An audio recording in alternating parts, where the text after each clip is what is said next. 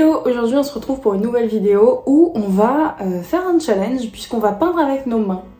On va essayer en tout cas. J'ai vu Amélie Lebloch, qui est une influenceuse dans le domaine créatif, qui a fait une vidéo en disant qu'elle adorait peindre avec les doigts, même si c'était un peu bizarre. Et je me suis dit que c'était pas tant bizarre que ça, puisque il y a des moments où vous me voyez en live en train de peindre et je dégrade énormément avec mes mains la peinture.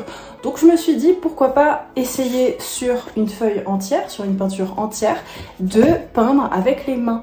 Donc on va voir ce que ça donne. Faut savoir qu'en ce moment j'ai ce style là de peinture, donc vous pouvez voir qu'il y a énormément de coups de pinceau et donc là il n'y en aura pas. Je vais voir et essayer de voir comment je me débrouille pour faire les ciels que je fais très mélanger et pour faire le reste du paysage avec des coups de pinceau. Peut-être que je vais pas faire forcément des coups de pinceau puisque j'ai deux méthodes pour peindre. J'ai la méthode coup de pinceau et j'ai la méthode que vous avez vue dans un de mes derniers lives où c'est que du dégradé. Donc je vais tester sur une feuille pour voir si j'arrive à peindre déjà avec mes doigts et puis si un jour ça me plaît vraiment de peindre que avec mes mains, eh bien je ferai une toile complète. Mais pour l'instant aujourd'hui on va s'exercer sur une feuille, je pense que c'est bien.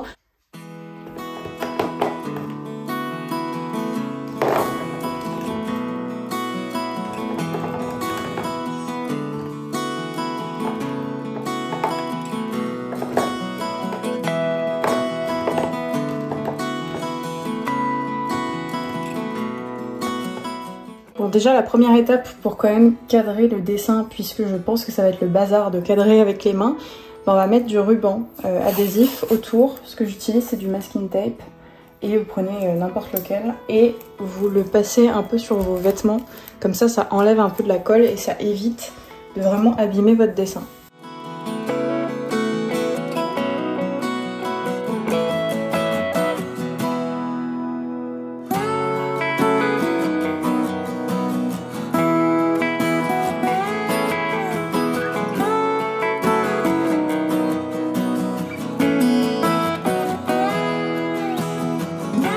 L'étape 2, c'est que je vais mettre des scotch pour tenir un peu en hauteur parce que le truc c'est que là ça va être compliqué sinon de peindre tout en dessous.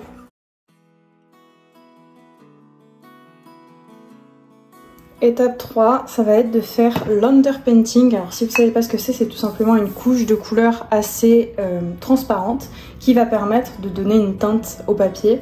Et du coup c'est plus simple de peindre par dessus, c'est plus simple de donner une ambiance par dessus, etc., etc. Je le fais toujours avec un gros pinceau, donc là on va voir comment on se débrouille. Mais je pense que je vais beaucoup plus me laver les mains que d'habitude quand je fais de la peinture. Donc là le but ça va être de mélanger avec de l'eau. Je vais juste mettre de l'eau là. C'est très bizarre déjà de ne pas avoir sorti les pinceaux parce que c'est limite ce que je sors en premier. Donc c'est très bizarre. On va prendre qu'un seul doigt pour peindre le tout parce que j'ai peur que faire comme ça, après j'ai plus les mains propres et du coup je peux plus utiliser d'autres couleurs. Donc voilà. Bon, va falloir carrément le diluer.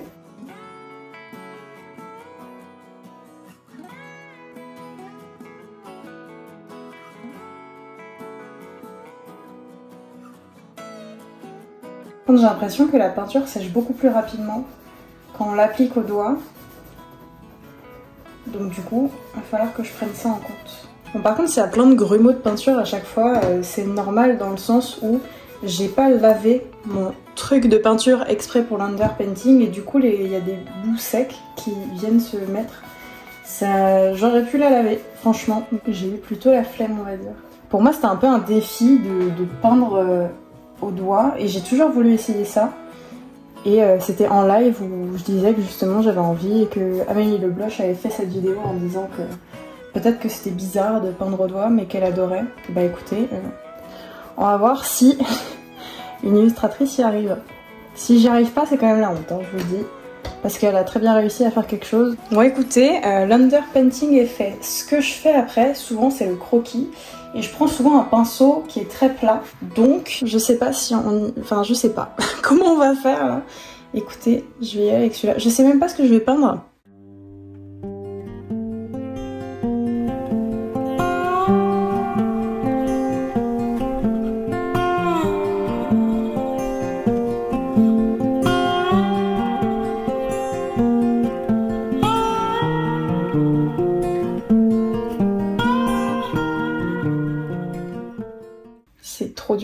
C'est vraiment trop dur de faire quelque chose de fin avec ses mains. Bon, le croquis ressemble à rien. Écoutez, on va limite laisser comme ça parce que j'arrive pas à faire plus à mon avis. On va tout de suite passer à la peinture. C'est le moment que je redoute le plus. Hein. On va commencer par le truc par lequel je commence à chaque fois, c'est-à-dire le ciel. Donc on va prendre du bleu et du blanc. Le bleu que j'utilise, c'est toujours le même, hein, c'est le bleu d'outre-mer clair que j'adore. Pareil, vous pouvez prendre du bleu normal d'outre-mer et le diluer beaucoup avec du blanc. Mais comme j'en fais une consommation excessive, bah, du coup je préférais prendre un blanc, enfin un bleu déjà dilué.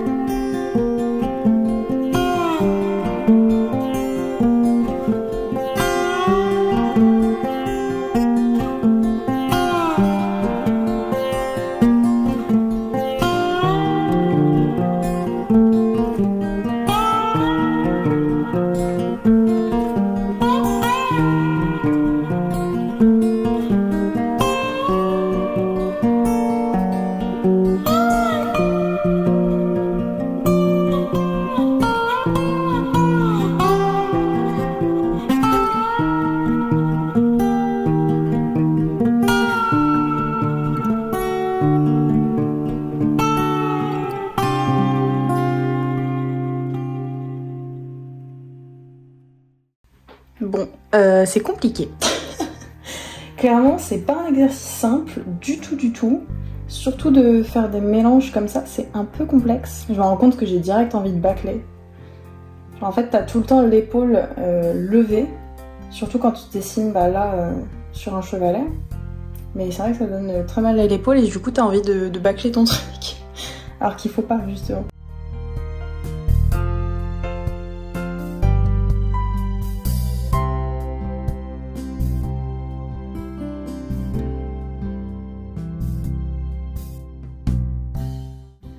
En tout cas, écoutez, c'est hyper satisfaisant à appliquer. Maintenant, on va passer à la mer, qui est juste là, sur ma référence.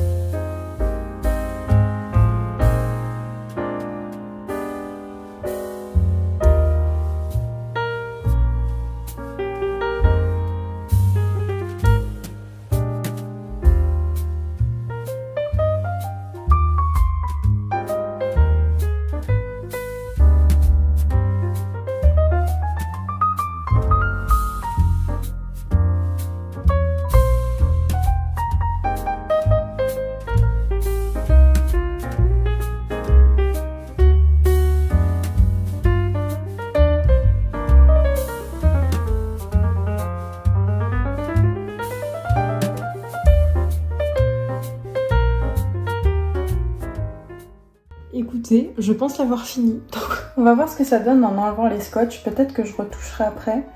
Mais écoutez, je veux voir déjà ce que ça donne en termes de rendu.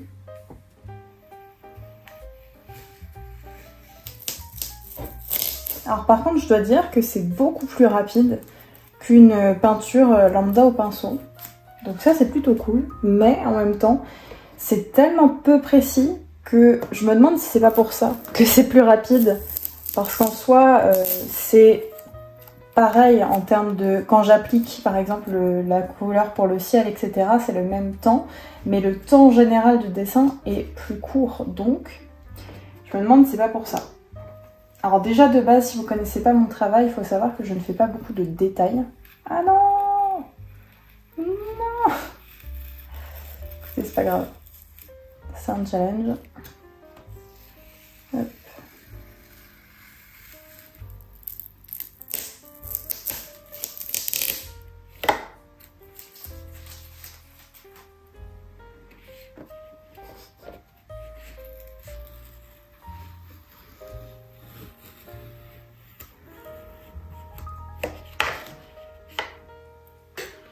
Bah écoutez, sincèrement, c'est pas si mal que ça.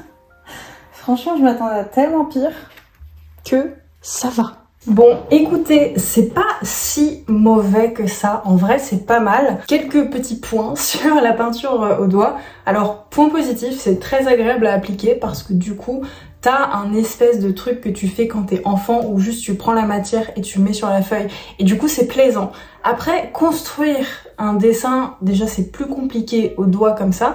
Et surtout être précis, ce n'est pas précis du tout la technique au doigt. Parce que de base, tes doigts sont quand même pas mal gros, sauf si tu as les doigts très plats, très fins. Ça peut imiter le pinceau, mais c'est quand même très dur d'avoir quelque chose de précis avec. Je te montre un exemple ici justement de ce que je peux réaliser avec un pinceau carré en termes de mélange et de rendu. Bah là, c'est un peu plus compliqué de mélanger parce que de 1, quand tu appliques la peinture au doigt, la peinture sèche plus vite. Alors je sais pas si c'est par rapport à la couche de peinture que tu mets ou tu as envie d'en mettre moins ou plus mais plus étalé à la main, je sais pas trop, mais en tout cas c'est plus compliqué d'avoir un rendu très très précis je trouve avec cette peinture là et ça sèche aussi plus rapidement du coup vu que c'est plus fin, mais c'est moins opaque et c'est pas du tout précis, ça je pense que vous l'aurez compris. Après le processus était très plaisant à faire, c'est-à-dire que j'ai pris énormément de plaisir à faire tous ces petits mélanges sur ces petites montagnes et tout.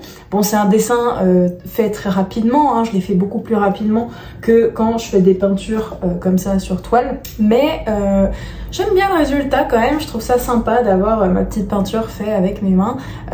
J'ai lavé mes mains tout au long de la vidéo, c'est-à-dire que je me rends compte que je ne supporte pas d'avoir de la peinture sur les mains, vraiment je n'aime pas du tout, mais après il y en avait jusqu'à la paume, donc c'est très salissant, hein, mais je me rends compte que j'aime pas quand j'ai des trucs sur les mains. Donc du coup, est-ce que je recontinuerai à faire de la peinture comme ça avec que mes mains? Non, mais je vais faire comme avant, c'est-à-dire je vais rien changer à ma routine, mais je me suis rendu compte que vraiment les dégradés, des fois j'aime bien les faire au doigt, donc du coup pour cette peinture là il y a plein de dégradés que j'avais fait avec les mains et donc j'aime bien quand même faire des dégradés avec les mains, mais faire toute une peinture entière peut-être pas. L'expérience était fun.